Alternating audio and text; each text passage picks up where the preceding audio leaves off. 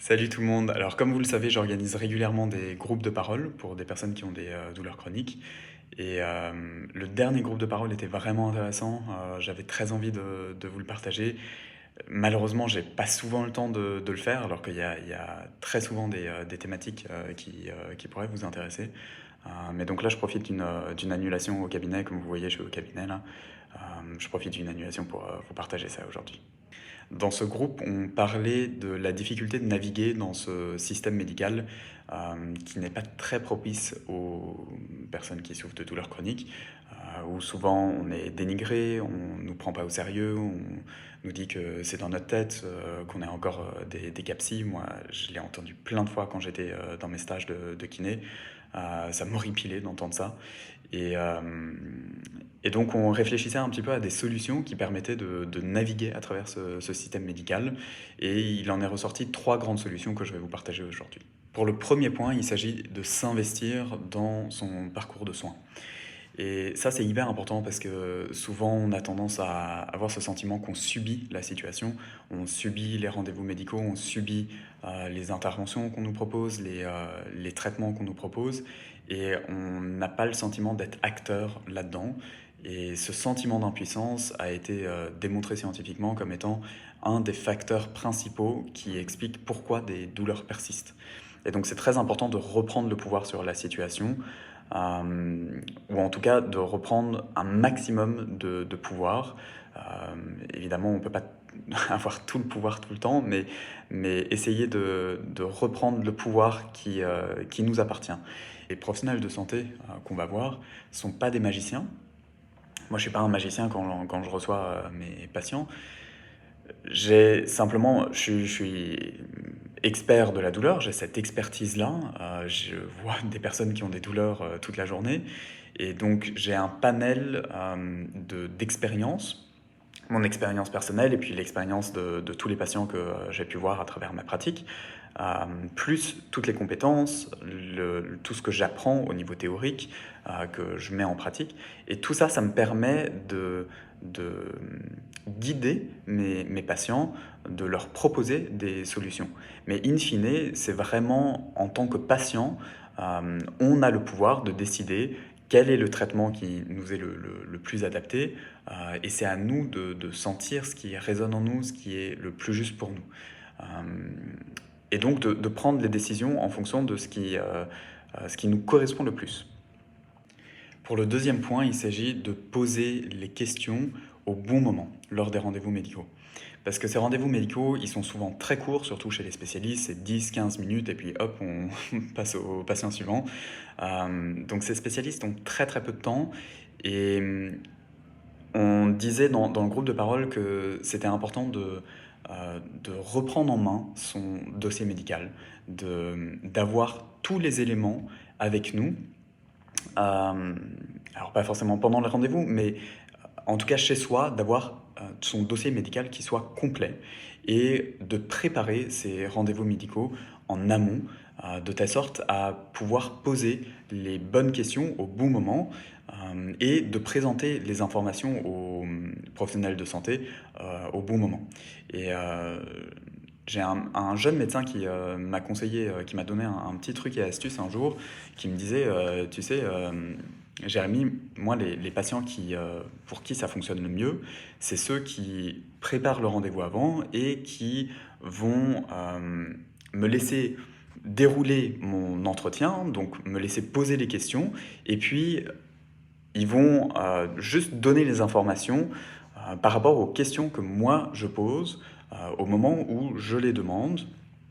Euh, et il y a certains professionnels de santé qui, comme moi, vais poser une question assez ouverte au début. Donc on va laisser le temps au patient de dérouler de façon chronologique son histoire, en essayant de comprendre ce qui, selon lui, a un lien par rapport à la problématique qu'il rencontre, donc pour moi les douleurs.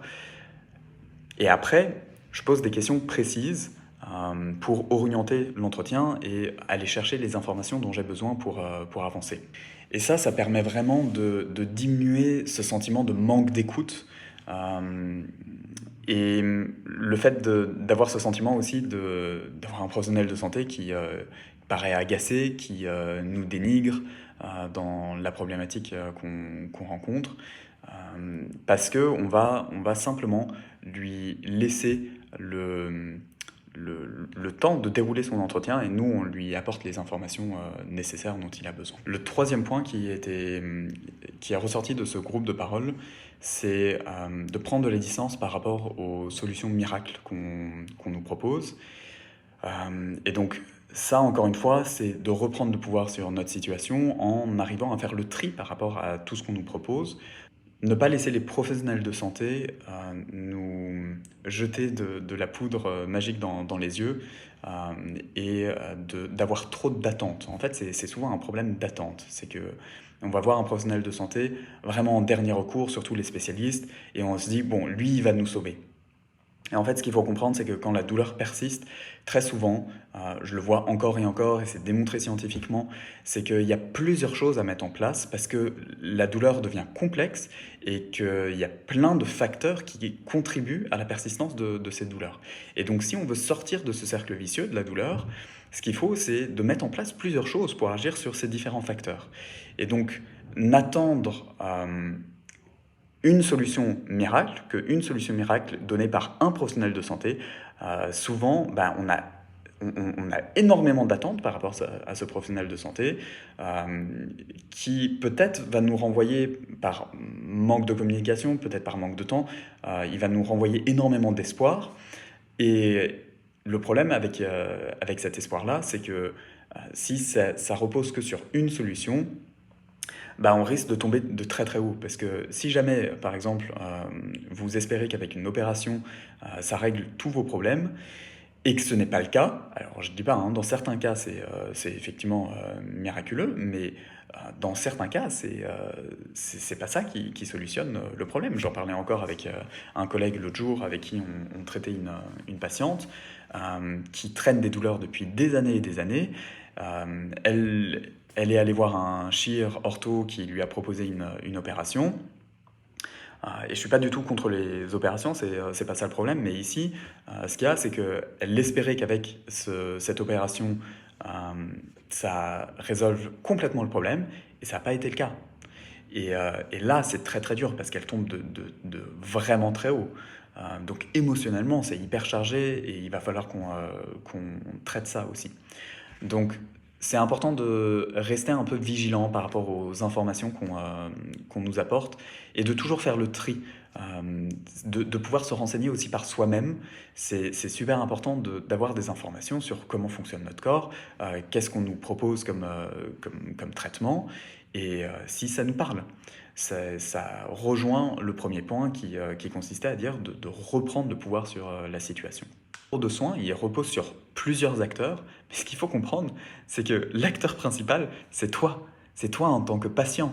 On est tous experts de nos propres douleurs. Il faut comprendre que chaque douleur est unique. Et donc, oui, on va voir différentes personnes qui peuvent nous aider, qui peuvent nous guider, nous orienter sur notre parcours de soins, qui peuvent nous soutenir, mais in fine, c'est nous les spécialistes de nos propres douleurs. Ce que vous allez voir, c'est des spécialistes de la douleur, mais pas des spécialistes de vos douleurs, qui sont uniques. Donc, moi, j'aime bien me rappeler ça et me dire que la meilleure personne pour me guider dans tout ce parcours, dans toute cette aventure, c'est moi. Bref, j'espère que ce que je vous ai partagé aujourd'hui, ça va pouvoir vous aider. Euh, Ces groupes de parole, à chaque fois, moi j'en ressors avec énormément de joie, d'enthousiasme. Je vois les gens qui interagissent ensemble, qui enfin ont un moment pour pouvoir échanger, déposer toutes ces choses qu'on retient quand on a des douleurs qui sont invisibles, que notre entourage a du mal à comprendre, que les professionnels de santé ont du mal à comprendre. C'est incroyable de les voir ressortir et de sentir qu'il y a vraiment un poids qui est tombé et c'est leur bulle, c'est leur moment. Et moi, ça me fait tellement plaisir d'assister à ça, d'être témoin de tout ça. Pour ça, j'ai l'impression d'avoir le plus beau métier du monde. Donc je suis très très heureux de faire ça. Si c'est quelque chose qui vous parle, sachez que bientôt je relance des groupes de parole éclore qui sont en visioconférence, que vous pouvez faire directement de votre maison. Et donc, si c'est quelque chose qui vous intéresse, tout ce que vous avez à faire, c'est envoyer éclore par MP, par message privé, et je vous enverrai les informations dont vous avez besoin, plus d'informations pour que vous puissiez prendre votre décision et être acteur de votre santé et de votre parcours de soins. Voilà. Sur ce, j'espère que vous allez bien et à très vite.